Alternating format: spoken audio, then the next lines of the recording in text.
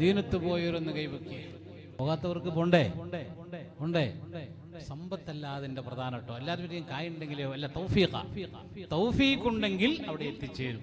എന്തൊരു ഭംഗിയാണ് മദീന, പുണ്യമദീന, എന്തൊരു സീന, കൗതുകമാണല്ലാഹ്. റസൂലാം തങ്ങളെ നാട് അത്ഭുതമാണല്ലാഹ്. ഉഹദിൽ താഴ്വര കഥ പറയുന്നൊരു സുന്ദര താഴ്വാര, റസൂലിൻ രക്തം വീണ മണ്ണതിലാണല്ലാഹ്. മുത്തുമണി ഫാത്തിമ ബീവി അന്ന് കരഞ്ഞല്ലാഹ്.